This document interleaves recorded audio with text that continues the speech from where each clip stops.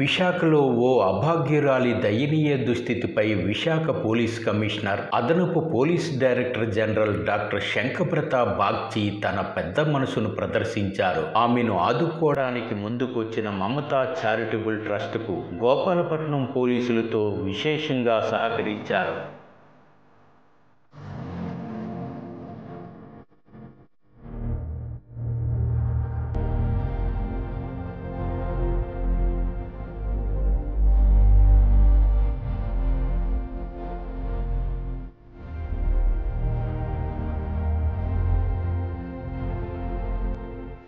माँ अच्छा है, अच्छा है।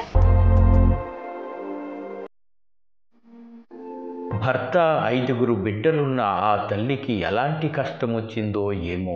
బిలాయి నుంచి వచ్చేసి విశాఖలో గోపాలపట్నం సమీప చంద్రనగర్ పరదేశమ్మ తల్లి ఆలయం ఎదురుగా అండర్ పాత్వే వద్ద దిక్కుతోచని స్థితిలో నరకం చూసింది. ఆకలి మరిచిపోయింది. అలాగని ఎవరిని ఆమె దేహి అని చేయి చాచలేదు. రోజుల తరబడి రోడ్డుపైనే ఎండకు వానకు క్షోభ అనుభవించింది. ఆమెను చూసిన వారంతా ఎవరో మానసిక రోగి అనుకున్నారు. మరికొందరైతే యాచకురాలయ్యి ఉంటుందనుకున్నారు. మనసు కరిగిన వారు దయతలిచి పిడికెడు మెతుకులు పెడితే అదే తిని కాలం వెళ్లదీసేది. ఎండ వాన మరిచిపోయింది. ఇలా దుర్భర జీవితాన్ని గడుపుతూ వచ్చిన ఆమె తన ఊరు భిలాయి వెళ్లిపోతానని చెప్పడమే గాని వెళ్లేది కాదు. ఇలా నీరసించిపోతూ వచ్చిన ఈ అభాగ్యురాలి దుస్థితిపై గాంధీ న్యూస్ ఛానల్లో మంగళవారం ప్లీజ్ ఈమెను ఆదుకోండి శీర్షికతో ప్రత్యేక కథనం వెలువడిన సంగతి తెలిసిందే. దీనిపై విశాఖలో కంచరపాలెం కేంద్రంగా పేరొందిన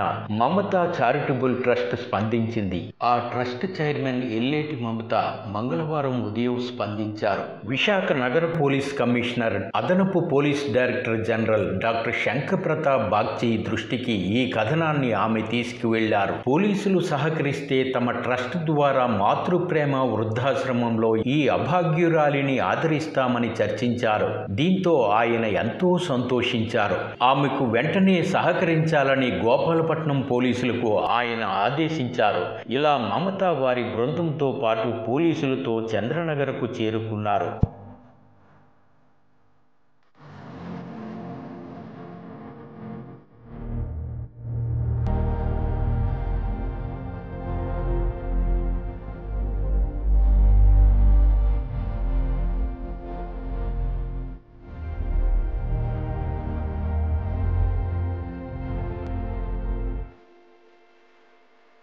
తన పేరు మీరాబాయిగా చెబుతున్న ఆమెను ఇక్కడి నుంచి తరలించడానికి చాలాసేపు ఇబ్బంది పడ్డారు. ఆమెకు మేమున్నామంటూ నచ్చచెప్పడానికి ప్రయాసపడ్డారు.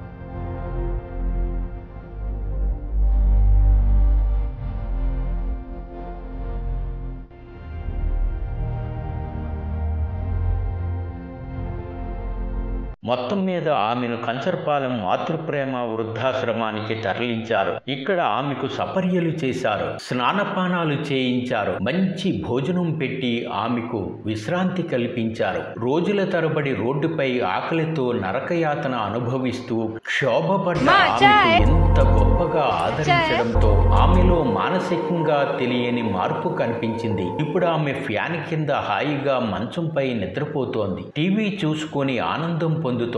ఇప్పుడు బాగుందా అని ఆమెను ఆరాధిస్తే గుండెల మీద చేయి వేసుకుని ఆనందాన్ని ప్రదర్శిస్తోంది. తనది భిలాయి వద్ద నామాకరియా ఊరని చెబుతోంది. తన భర్త అశోక్ దాస్ అని, కొడుకు రాజేష్ తో పాటు 4 ఆడపిల్లలు, కోడలు ఉన్నారని చెబుతోంది. ఇలా ఆమె మానసిక మానసికంగా నయమయ్యాక కొద్ది రోజుల తర్వాత ఆమె చెప్పిన ప్రకారం వారి కుటుంబానికి ఆమెను అప్పగిస్తామని మమత చెప్పారు. పోలీస్ కమిషనర్ శంఖబ్రత బాగ్చి అందించిన సహకారాన్ని మరువలేమని ఆమె పోలీసు సేవలను ప్రశంసించారు. ఇలా మమత పోలీసుల సహకారంతో మాతృప్రేమ వృద్ధాశ్రమానికి తరలించడంతో చంద్రనగర్ ప్రాంత ప్రజలు ప్రశంసిస్తున్నారు.